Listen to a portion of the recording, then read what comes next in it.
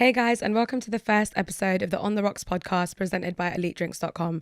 I'm your host, Omerah, and I'm super excited for the guest that I have on the show today. He's a man of all trades. His music, his football, everything that he does is nothing short of amazing. I'm really happy to have him on. Please welcome Don Strapzy to the show. Thank you so much for having come into the show. No, thank you for having me. Much. Happy to be here. Do you know what I mean? Thank you. I mean, I've been waiting to sit down with you for forever. Yeah, for a minute. I feel like we actually haven't met before in real life, and it's been amazing to sort of see your journey. And I kind of just want to go straight into where it all started, where Don Strapzy came from, and whether your family or friends had any part to play as to the person you are today. Yeah, no, of course, 100%. I don't believe that anyone is self-made, you know what I mean? So we're all influenced by our environment, whether that's family, friends, or whatever it is we come up around. So everyone has definitely played a part into who I am today. Don Strapzy, it's a long story, man. It goes way back, do you know what I mean? So paint like the picture for me. What was it like growing up? Were you always into making music? How did that come about? Yeah, you know what? To be fair, not really. Like growing up as a young child, in terms of before my teen years, it was just all football. Everything was football related. You know what I mean? I wanted to be a footballer and everything like that. Music more came into it in my teen years, in like year 9 onwards in school. Kind of where my lifestyle was at the time and my influences around me, I started paying more attention to music because I come from a very musical household. Okay, but it's not like my mum, for example, was just like Magic FM and all them. I love that. My dad, Tom Jones and all that. It weren't like rap and that, obviously. So music's always been something I'm used to, like waking up in the morning, the radio's on. And hearing the music. Yeah, so music's always been in the house. But yeah, in terms of rap music and this style of music, that was more influenced by my environment. Okay, but when did you know you was like good at it? Because I know like everybody has that thing where you might, start doing something, but there comes a time where you realize that, okay, this is bigger than me. Yeah. Like, I know I'm better than good. I'm better than average, it is I've always been good with words in general. Like my dad is very good, like with his English. So like English was one of my strong subjects in school. So I used to like write poems and just rhyme words and that. Do you know what I mean? Then obviously when I started listening to like grime music and the music back then, then I started kind of doing it to a beat. Do you know what I mean? Yeah. Like, see if I've got rhythm for that. Yeah. And it just worked, man. And then like I was quite confident in school, so I didn't really mind just like the trial and error. Yeah. Like if it goes, it goes. If it doesn't, it doesn't. But I done it, and then people liked it, and I'd like to believe I was quite good. Do you know what I mean? I think I am.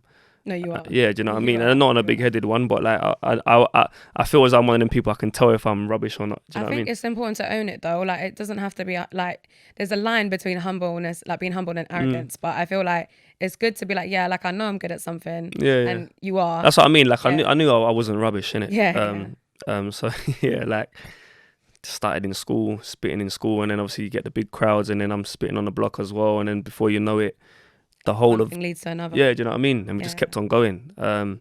You mentioned you mentioned your dad. I don't want to forget and how like he's very good with his words. And I remember I often see the like words of encouragement that he sends me, and I think one, they're amazing because if I woke up to a message like that every day, I'd be like, yeah, I want to get up and do something too. That's one. But two, were your parents supportive of your music from the beginning as well? Like, how was that being a creative process and having them around? Yeah, do you know, it was.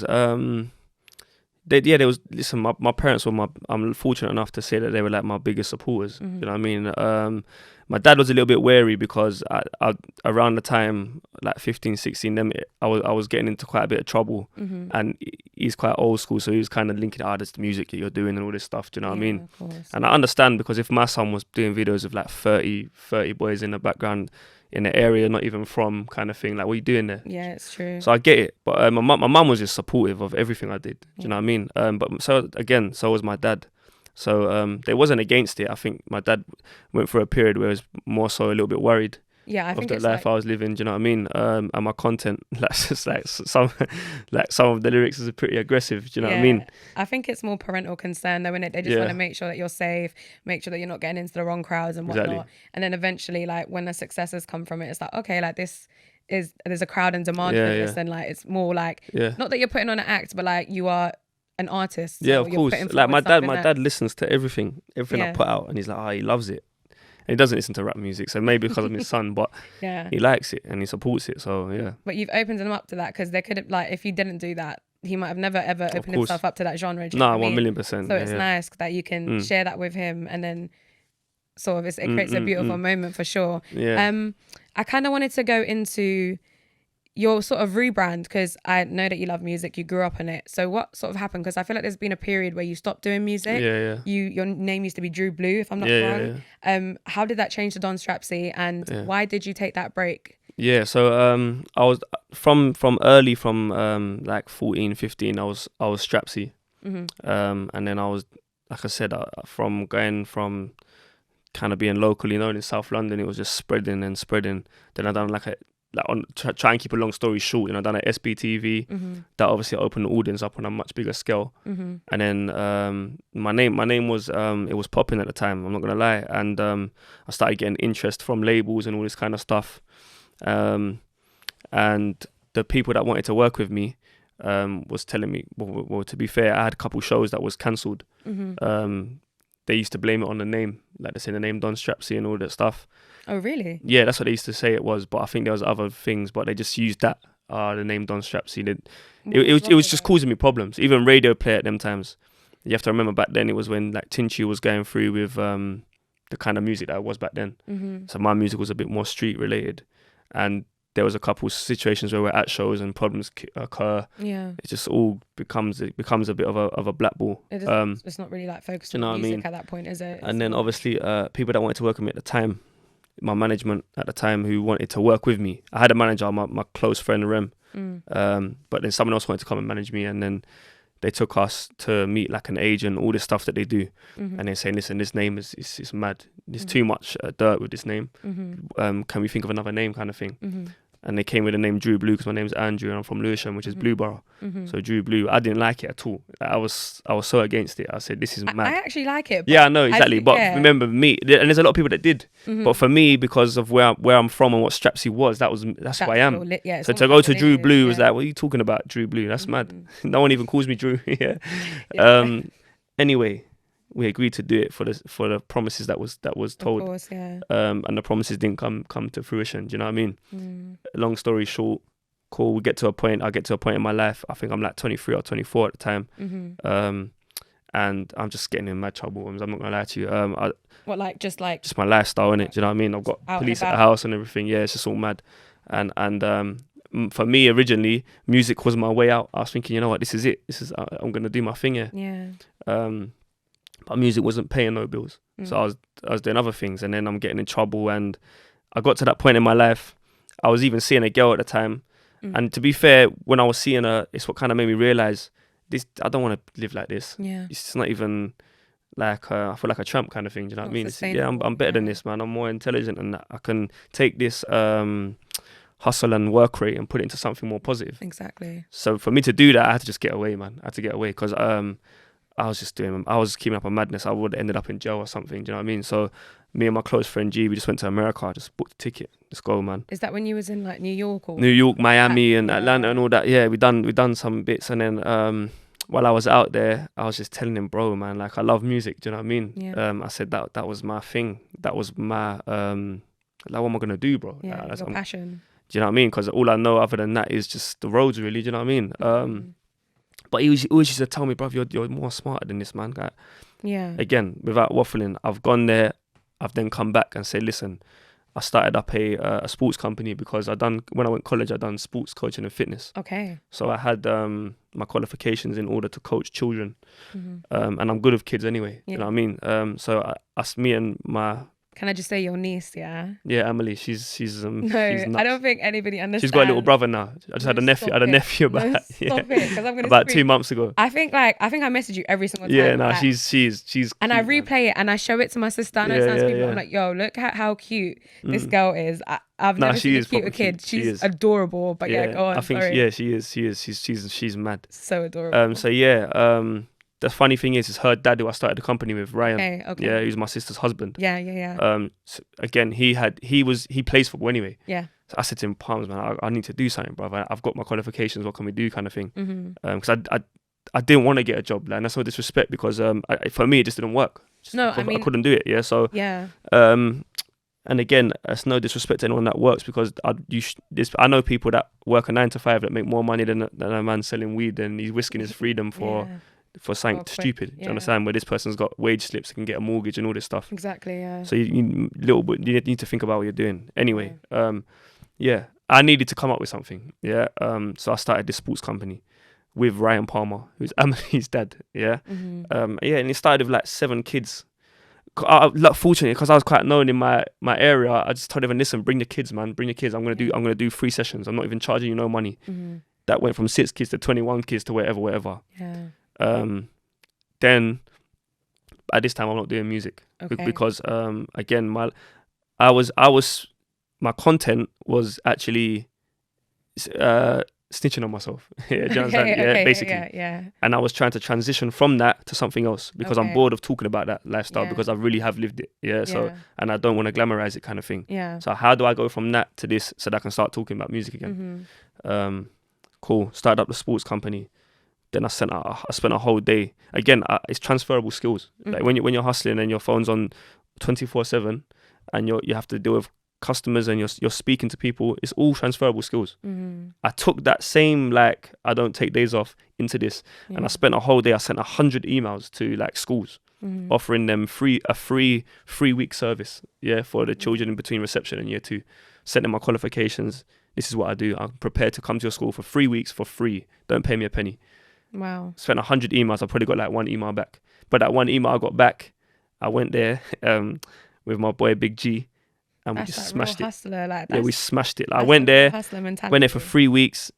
I remember, I've been doing this. I know how to work with kids. I know what I'm doing. It's not like I was freestyling. I know what I'm doing. Yeah, it's just like pulling different parts of your exactly. So, and they've never seen the way we were. It was not how your random school coach is, because they don't want to be there anyway. Yeah, fact. But we wanted to be there, so we done it. Bang, cool. Got a contract. Bang. All of a sudden, I've gone from that to well, I'm paying myself this much a month, legitimately now. Yeah, I'm in the game now. You open your doors. Exactly, yeah. So that was my transition period, and it took me time, because I come from a loving home, innit?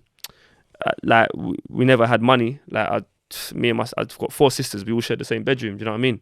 However, my sisters went to work and worked, but I didn't. Yeah. So why not? Do you know what I mean? So I was bringing shame to my house, man. When there was no need for it. Cool. I know I'm talking a lot, but I'm trying to. No, this is good. I'm trying to get to the point where I'm at. Yeah. Cool. I got the school contract, and then I said to G, "Hey, I'm gonna start music again, man. I start putting out music, because for that whole period, people ask me, "Where's the music?" Yeah. I got supporters that want to listen to my music. Of course. And I'm just telling them, "Listen, man, I need to sort myself out. Sort your real life. Yeah, like sort out life. Before I start putting out music again." Yeah. And then I said, "Listen, I'm gonna start making music again, but I'm not doing this Drew Blue thing, man. I'm not Drew Blue, man. No one calls me Drew Blue." Although I have supporters that know me as Drew Blue, that's why it became weird. Yeah, it became weird because it's people that knew me as that. But I'm going back to Don Strapzy. But you gotta stay true to what you're. I'm going back to Don Strapzy. I don't care if they don't play me on radio. I don't care about. I just want to make music that makes me happy, because before I was doing it to make money. That's where it became an issue, because the content I wanted to put out, they was telling me I can't say this or I can't say that. We want to get radio play. At the time, I just weren't ready for all that. So anyway, yeah, man, I went back to Don Strapzy.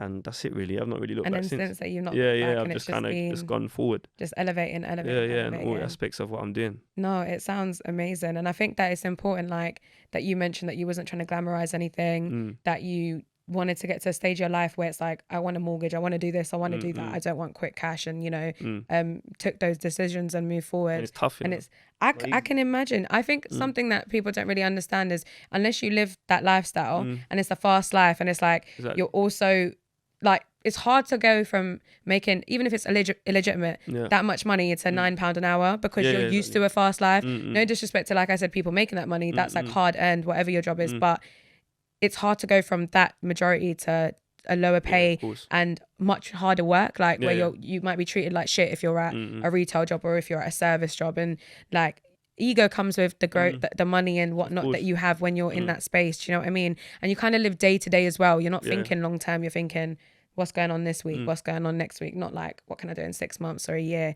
So like, how did you like transition? I guess you've always had the mindset, but how did you come to apply that mindset? Like, what changed? Did anything change, or was it just like a wake up call? I don't know if like I've always been so like from young I've just been different. Like I'm self motivated. Like I'm ambitious, but it's a gift and a curse for me because I'm never satisfied with what I have, which is something I'm trying to learn now in my life. I'm trying to appreciate what I do have, and being because content. what I do have now is something that I actually wanted before. Exactly. Do you understand? And I worked to get to this. So why now all of a sudden I've got this? Why is this not enough for me? Do you understand? It's very true. So I'm trying to learn to balance being grateful with wanting more. Do you understand? Yeah, I think it's all about balance, and also like you have to be grateful for the person you were 5 years ago, because if you wasn't that person then, you wouldn't be who you are now. Exactly. And like whether it's like a fitness journey, a physical, or anything, music, anything, I feel like people look back and like have a lot of disgust or distaste for themselves, but it's like that person who was there was the person that had the willpower to get you to where you are now. Exactly. So that's the most important thing. But the processes sound amazing, and I'm glad that you're in a space now that it's like, you know what you're doing. You're sort of doing the easier things, like not easier, but I guess like you've laid the foundation. So now it's like just adjusting your mindset and learning how to appreciate things and learning what you should be content for and where you should be more eager. Yeah, and that's much nicer to deal with than I want to do music and I don't know what I'm doing, or I want to sort this out. But I also wanted to touch on the SE Dons and the growth of like the YouTube channel. And I personally don't watch that much football. Like the only time I watch football is like if my brothers are watching it and I'm just in the room. But what you guys have like created is insane. I've watched some of the videos. Obviously, I did my investigating, watching you, looking at things, and like it's not just even a game anymore. It's a community. It's people. Like, how does that make you feel? Like, it went from, I guess, you and Ryan, and then I guess like whoever else was around you at the time, to it's actually like you've got hundreds of people that come out to watch your stuff, thousands of people online, that hundreds and thousands online that support you and look to like. How does it feel? Yeah, nice. It's mad. It's a great feeling, to be honest. But again, there's no secret. Like, it's hard work, innit? Like, we live this. It's what we live. I made it my job. Do you know what I mean? It's every day of work. It's tirelessly editing, trying to be creative and create concepts. But it's fantastic, man, because it's me and my friends that I grew up with, and we're traveling, doing this. We're going all over the UK. It's just mad, and we got supporters everywhere, literally everywhere. Even every country I've been to, I've been everywhere. When I went to America, there's Don supporters that clocked us. Mexico, even Brazil. I went to Brazil. I'm in a shopping center, and I was with my girl at the time. And I'm in Brazil. Imagine that. Imagine how sick I looked. I'm in Brazil, and this guy's come up to me. Oh, SE Dons. It's mad. I wouldn't know how to handle that. That's crazy. It's crazy, man. But it's definitely a community, and I'd like to think that we're giving them positive influence. You know what I mean? Because we are who we are, and that's the thing with the Dons. It's not because some people might say we're a bit loud or aggressive or come across whatever. I love it though. But that's who we are, man. We're like that off camera and on camera. You posted a video not long ago. It was, I don't know if it's still on your socials, but I think it had something to do with that, and you was shouting at someone trying to get on the pitch, and I was like, I don't know that side of him still. I've never seen him like that, but man. It's nice to see though, because it shows the passion, it shows the hunger for it. Do you know what I mean? You can tell that it's not just a game, like it's bigger than that. And I think, and that's what we're trying to tell them, because like see in this society now, it's like especially in this country anyway, America's a bit different. Like if you're confident and you want to win and you want to be something, they're gonna tell you to tone it down. Do you know what I mean? But we're telling you, nah, man. We want to win. We're confident. It's okay to believe in yourself. 100%. As long as you can back it up. Do you know what I'm trying to say? And we're backing it up. So this. Why do you think it is that tone exists though? Because I think it exists across a lot of industries. Sometimes it's jealousy. Sometimes because sometimes people are uncomfortable when someone's so confident. Do you know what I mean? Because you lack that confidence, or maybe you're not happy in your life that this person offends you or something. But I don't know. I don't really have the answers. It's just some people, they just don't like it. There's people that don't like us. They literally just don't like what we represent. They just don't like it. And you counteract it by just making sure you're strong in your you're just strong in your exactly. We just keep doing what we're doing, and we just going forward, and that's it. That's amazing. What is what is sort of in store for the SE Dons? Is there anything new, or is it just continuing to work on growing you guys? Yeah, like it's obviously in terms of football wise on the pitch, there's always new stuff. Like we've got a new league, the league's about to start in September. Oh, amazing. More cups, like the National Cup, London Cup, Kent Cup. They're all like different counties. Okay. That you have to go in. The National Cup is throughout the whole UK. We've never done that one before, so that's God. Is there a lot of prep? Like, do you all like go through like gruesome training? And we don't even train, man. I'll be honest with you, we don't train. Because remember it's Sunday football, so a lot of our boys play Saturdays as well. So they're training Tuesday and Thursday, playing Saturday. We don't want to overdo it. No, of course. But all our boys, everyone's serious. Everyone knows what time it is. It's not you can't roll up here drunk or nothing like that. It's serious when we're coming into work. Yeah. So, but obviously in terms of putting them through training, we allow them because they're playing a lot of football. So they're naturally they're ready anyway. It's like if you're a boxer, you're training throughout the week anyway. Of course, so they're training and they're ready. But it's every day. Like in terms of off the pitch, the business side of it and growing a brand, that's every day. Like we got about 5-6 members of staff. Do you know what I'm trying to say? That are paid members of staff. So it's like it's every day. It's the lifestyle now. The lifestyle, literally. That's what it is. A Sunday thing. Yeah, it's every day. Thing. Obviously, Sundays where we go to work. Of course, and it's important that we're winning on the pitch because no one supports losers, man. That's the harsh truth. True. Do you know what I mean? It's very true. But we come from losing. We used to lose all the time and then just gradually grown improved. and elevated. Yeah. No, that's so great. I need to definitely come to see one of the games. Listen, I do. I don't know about all that shouting and that. Like, I don't know if I'll be screaming. But I feel like also when you're at a football game, you just get involved. Like everyone, it goes off. The energy's there. Especially at cup finals, we had like 3,000 people. Wow. It's not it's mad. It don't happen. Not a Sunday league. This is why because technically it's amateur football. Do you understand? Exactly. But, whenever I normally used to hear about Sunday league, it wasn't really like, it's not that it's frowned upon, but people just aren't serious about it. When I heard about Sunday league and your guys' involvement, it's the first time I saw positive undertones and positive reactions and 1,000,000%. Like and that's bigging it up and that's what we've changed because any professional footballer started his career at grassroots level. Do you understand? Like and that's what we're under the bracket of grassroots. And we've changed the whole, because back in the day, I've always played Sunday League football. So I've always played football, but back in the day, Sunday League football just turn up drunk, fat people running around playing football. No, again, that's just they don't. You know what I mean? It's not a serious thing. It's just sort of like just. But we came in on a thing of listen, we're showing you should be proud to play for your local club. Of course, because I have friends that are professional footballers. I have friends that play semi-professionally. They don't love their club. They're there because they're getting paid, innit? Yeah. But when you're playing for your local club, it means something. Of course. And now the standard that we play is mad. It's not Sunday League. And I guess it's not a joke. Like the standard of football that we're playing, it's serious. Yeah. It's not a joke, man. And it's communities. It goes off.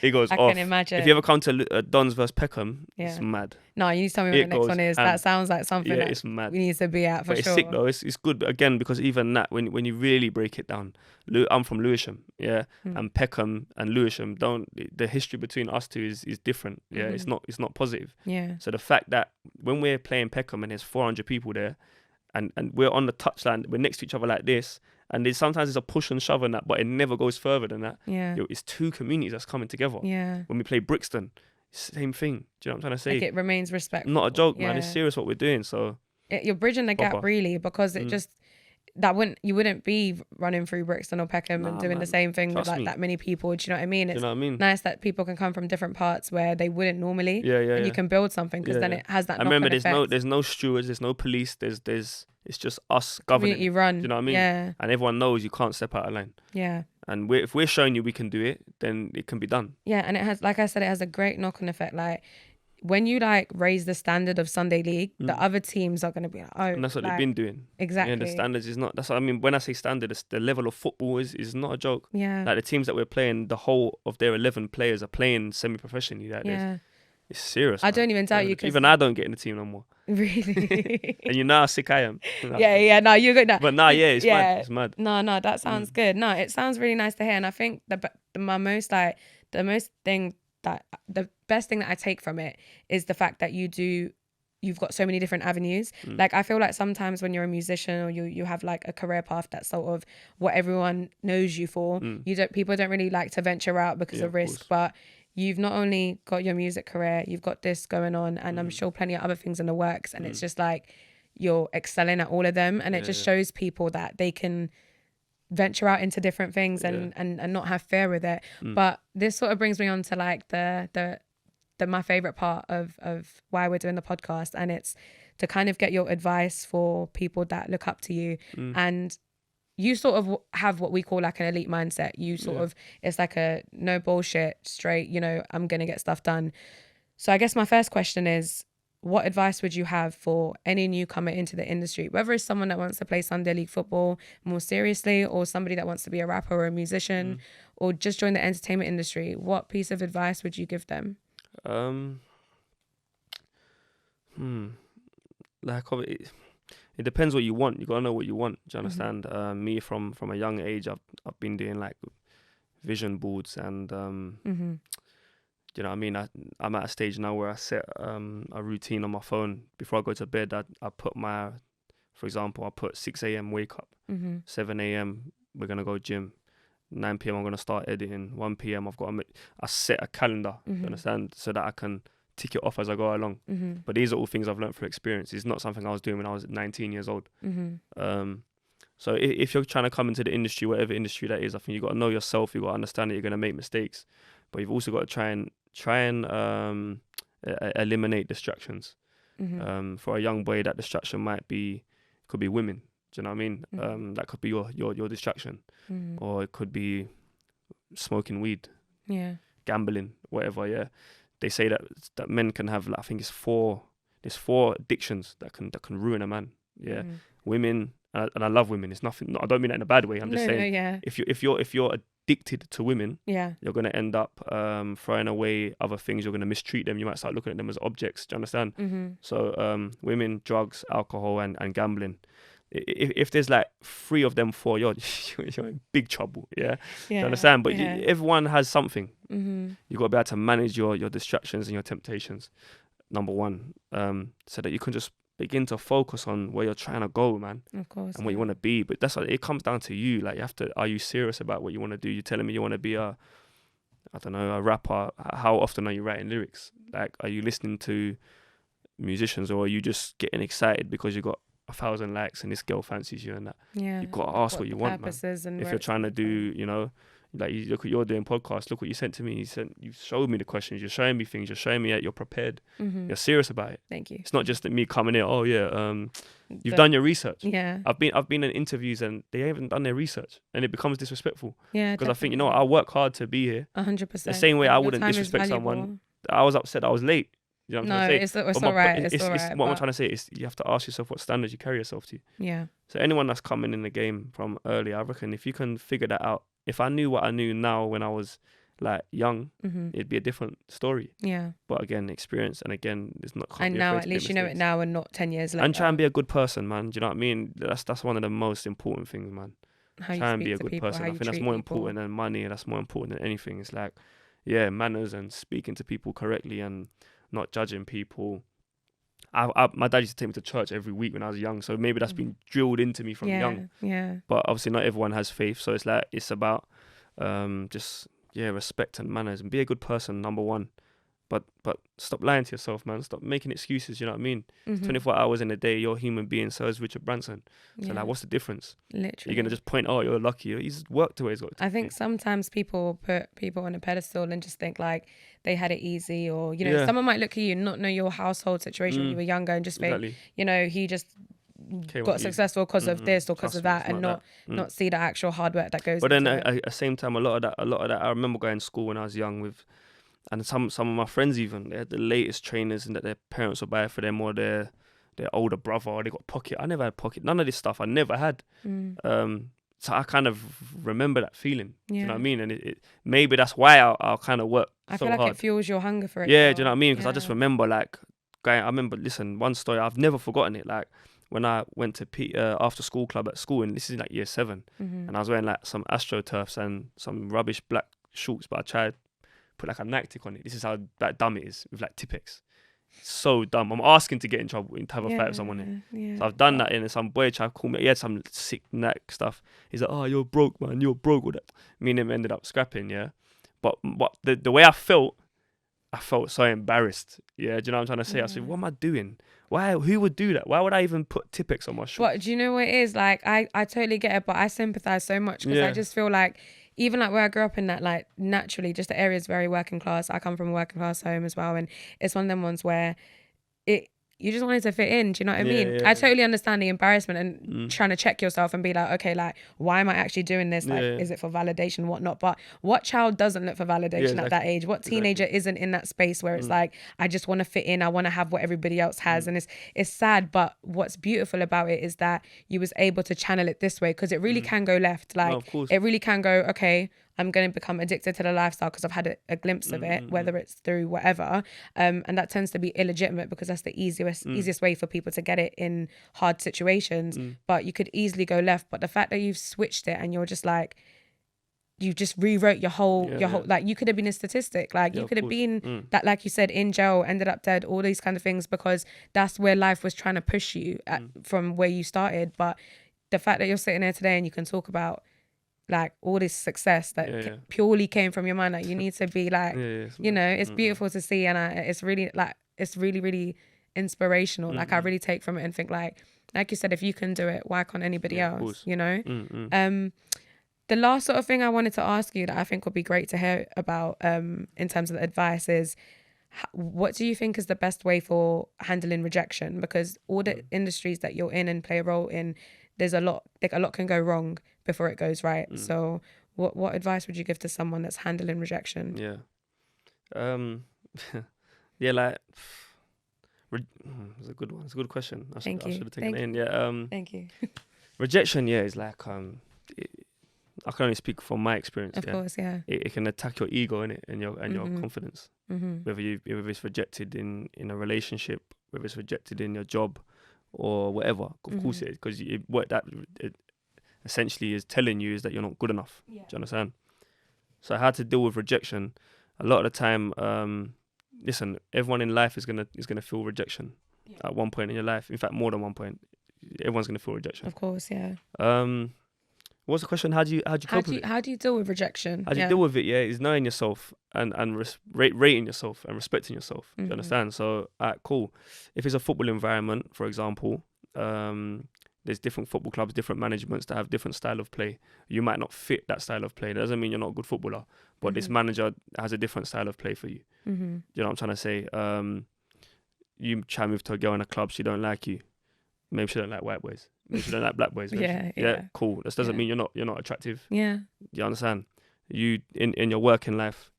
Do you get the point I'm trying to make? Yeah. It doesn't mean that you're not good enough. It's not personal. It's not personal. Yeah. Sometimes it might be, but like, it always comes down to respecting yourself and rating yourself and understanding this is a part of the game. This is a part of life. From this rejection, I'm gonna improve and understand. Cool. You know, you also as well, you may have been rejected because you wasn't good enough. Do you understand? If it's a working situation or something, and it's a reality check. Exactly. If you're turning up late to an interview, or you're turning up, you're getting tacky, you're not looking after yourself, and that, you're not good enough. Then, do you understand? You're not good enough. Like, or you go for a football trial and you're play right, you're not good enough, bruv. So you gotta go back and work. Retrace your steps. So I think it's always, as long as you don't lose your confidence. Confidence is key, man. Do you know what I mean? You got to be confident in yourself and understand that we're all human beings. We're not divine, and we have something to improve and learn every day. You put things so nicely.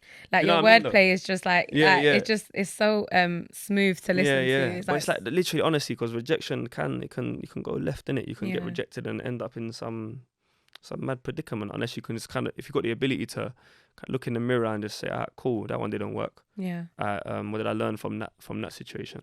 I learned this. Cool, that ain't happening again, so I don't want to feel that again. Yeah, definitely. Bang, we move forward. You get rejected again. Cool, well, I felt this before, which means I know I can get through this. What did I learn from this one? Bang, just keep going, man. Unless you're gonna quit, but you can't really have a quitter's mentality in this world. No, I guess it just summarizes like life just goes on. Just keeps going on. I think anything that I've personally experienced that I felt like, okay, my life is over. Yeah. The next day it's like, all right, it's actually not over. Just get on with it. You know what I mean? And there's people in so much worse predicaments than we are. 100%. Also, at the same time, that doesn't mean that your predicament isn't real to you. Do you understand? Yeah. But it's about having that healthy balance of knowing that someone's always got it worse. Of course. And if you want it to be better, you just have to work towards that. I guess that's all we can really do. Just continue to try and improve until our time's up. Really. The last thing I want to touch on, a bit more exciting, is what can we expect from Don Strapzy, you, the brand? What's the future holding for you? What can you tell us? And yeah, just give me a little bit. Yeah, man, just constant work, man. You know me. Trying to take this thing worldwide. Do you know what I mean? What can you expect from Don Strapzy? Music-wise, there's music coming. We're working. We're waiting. Yeah. We're working. We're so waiting. There's music coming. Don's is just, you know what's going on. It's every day. It's just, yeah, man, just stay posted. We're working, honestly. Proper working as well. It's not a joke. I see you in them late nights in the office, and when you, yeah, man, it's just like I'm trying to change that. I'm trying to wake up every day at 6 a.m. but I'm trying to get to 5. Then the problem with that is I get creative at night time, so I'm struggling to sleep. So I know how important sleep is, because again, these are all things I've just learned from my life. I used to be that guy. I was like, why are you sleeping for, man? I can work on 4 hours work, but you can't. Your body will give up on you. Can't, man. So you saw as long as I can get if I can nick me a 6 to 7 hours, I can work with that. I even know that that's a bit iffy, but I think people say 8, but I think 6 to 8 is like you. But I mean, I'd encourage people, man, to try and wake up early. For me, anyway, this might not work for everyone, but for me, that's been changing my life for the past year and a half. Like, because again, I used to work. I would be in the office till 4 a.m. Bang, working mad unsociable hours. But it doesn't work, because the working world is working between the hours of 9 to 5. Yeah. So you need to be able to get up early, go do your gym if that's what you're into. Yeah. Do your meditation, whatever you want to do, pray, whatever. So you can start. So between the hours of 9 to 5, I'm reachable and I can work to emails, etc. Because if I'm going to bed up at 4, 5 hours sleep, it means it's 10. Yeah. But that's still I've not had enough sleep. Exactly. So let's just say I'm having 6 hours sleep. It's 11 o'clock. I wake up, breakfast, bang, bang. I'm checking my emails at 1. Someone's emailed me at 9. You understand? So yeah, you really get like a slow start to your day. And it has a knock-on effect. Exactly. But in terms of what's coming from me, there's loads, man. There's loads happening. No, I'm super excited. But I need to travel, man. I'm so upset that I can't get out of the country, man. It's killing me. Have you been? Are you well travelled? I feel like you are. Man. Yeah. Yeah, I used to go like all the time. Yeah, you must be waiting. It inspires me. It opens my mind up, man. No, I think it's beautiful. I need to get out of it. When I started traveling, I think it made me think like, okay, like everything I want is like outside of London, like in the sense of I love London and I love being from here, and I don't think I could ever move like permanently away from it, or at least have a home hub here. But when I traveled, when I went to America, I went across different places, I was just like, wow, like all my problems are so minuscule, because look how many people exist. Like, look at how many places exist. If I wanted to recreate my life in 10 different countries, 10 years in a row, I could. Do you know what I mean? But also the beauty is I can create something that could be, like you said, worldwide. I can do things in different places and not feel a way about it, because there's just so much opportunity with it. Yeah. Trust me. And you get to see like people living in worse conditions than you. Different and it's cultures always as well, man. Life is bigger than England and London, and one way of thinking. Have you ever been to like any place? Because for me, it's like anytime I've seen, like when I go back home to Pakistan, I haven't been for like 10 years, but when I have, it's a very humbling experience to see how content people are with less, and that just made me go, okay, regardless of anything. That's what happened for me in Brazil, you know. And I've been to many places. I've been to Egypt. Been America, Caribbean. I've been a lot. I tend to go that way. I've not really been Europe. That's the mad thing about it. I've hardly travelled in Europe. Don't think I have. I always go like Caribbean and everything. I like that though. Speech. And I mean, who would say no to the Caribbean? Yeah, do you know what I mean? That's where I like to go. Yeah. But yeah, and I always learn something from all these places, Mexico, everything. But Brazil hit me different because I saw real poverty there. Like I saw kids, like 8-year-old kids running around the street, popping chains, and I literally saw it with my eyes. And I've got friends. Before I went to Brazil, I knew people in Brazil. Especially I got a close friend out there who was telling me, kind of breaking it down about, because he knows how I am. He said, bro, you got to tone it down a little bit in Brazil.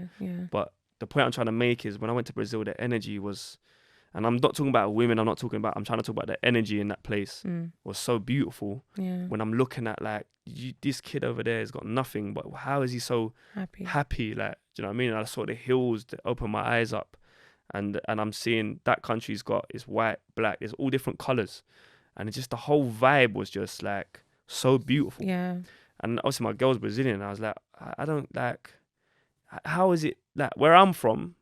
It's nothing like this. And then even my friend that lives there, I got a friend that lives there, and he was like, bro, like he moved there and he just stays there. He's married out there, he's there. But honestly, it opened my eyes up, because when I come back here and people were stabbing each other over madnesses, and there's so much divide. There's just a lot of and then when I went there and I saw this kid, he got nothing, but he's just content, just man. Vibes and just chilling. No I stress, walked out of a restaurant, the guy's like, "Vakom Deus," that means like go with God. That's just the waiter. I'm like, wow, like everyone's that's a beautiful thing to say. Like, I couldn't even say that to me. I always stopped him like, why are you telling me that, bro? But like that's so normal. It's so normal, and like it was a beautiful country, man. I couldn't imagine someone saying that to me here. Like I would be like, what? Like, that'd be you're nutcase. You know what I'm trying to say. So out there is something I learned. Again, I pick up something from all countries, if I'm honest. Yeah. But I think that Brazil touched me differently. Especially me, I was obsessed with Brazil as a kid, because like I used to watch the football team and that. Yeah. But yeah, the energy out there was beautiful, man. And I came back to England, just kind of. I've told you before, I feel like a hippie sometimes. I'm not into I don't even care. I'm not trying to be a bad boy. I'm not trying to. If you think you're bad, that's cool, man. Yeah. Go do that over there, man. I'm not on all that. Yeah. You know what I'm trying to say? So from that, I just kind of took back the beauty of nature, and I'm just here sort of stripped everything down. Yeah. I'm telling you, even the favelas, it's a sight. It's like a proper. From my hotel, I could see the hills, and it's just favelas, and it looks mad. That sounds so nice. And I looked at it and I said, whoa. And there's me complaining that I ain't like got this or I ain't got that. Yeah. And like you ain't got nothing. Like but you glass half full, half not. Like, that kind of. You understand? Because what we get so caught up in the Western world, especially England and America, is like social media is a massive thing. Like followers and have you got the latest trainers? Have you got this? Have you got that? And the influences that we've got, like young girls have nowadays, or that we have as men. And I went there and I just said, you know what, like I could just delete my Instagram. I could delete everything. It's one of them ones where you can just delete everything and just run away. So it's like I can't. But I don't know. I just encourage people to, if you can travel, do it, innit? Do it, yeah. If you can't, then read books or something. You know what I mean? Just something. I don't even read, but I should. But you sound like you read. I should do, but I just haven't got the patience. I really lack patience. Try audiobooks. That works for me. Yeah. Because when you're listening to it, I get distracted very easily. Maybe like if you're ever doing a journey, that will help. I started when I was doing journeys to stop myself listening to music as much, and just do something a bit more where I was like, I'm learning something. I started listening to books. You read? I used to read a lot. I kind of stopped. So what do you do? Audiobooks, yeah. But I'm really into like them self-help audiobooks. I watch a lot of like impact theory, like podcasts, and it's all about reinforcing the mindset of I gotta get this shit done regardless. So I wake up every morning, I might be sad, but I'm like, you know what? Put on an impact theory audio, listen to it, listen to a man that's talking about how he had £1 for a year, or like his mum used to beat him up and his dad did this, like alcoholism, just so many things, and he's now a billionaire, like from the dumps to the top. Like how can I complain? And it's just reinforcing that mindset, and I feel like that's what you're all about, and it's just been like really nice to have you here, and the first episode that will be airing and stuff, and like I think that wraps it up, but I'm very, very grateful, and I got you your Ray and nephews as a thank you right here, and I just sick, I share that one with my dad. Yes, please enjoy it, and just tell your dad I said hello. Then I think he's such a G as well. Yeah, sick. But thank you so much for coming on the show. I appreciate it. Please tell them your socials and Don Strapzy _ Is that on everything? Instagram. The Twitter's I think it's Don Strapzy or something like that. I'll put it in the description. It might be an _. I'll send it to you. Yeah. And the YouTube is YouTube Don Strapzy TV. And then the Essie Dons ones. Essie Dons is on that. Essie Dons Instagram is official Dons. Okay. And on Twitter that's Essie Dons FC. Okay, I'm gonna slap all of it into the description. Once again, thank you so much for helping me do this, and I hopefully get you on a season in the future. Yeah, man. Trust. See the progress and whatnot. Yeah, thank you so much. Amazing.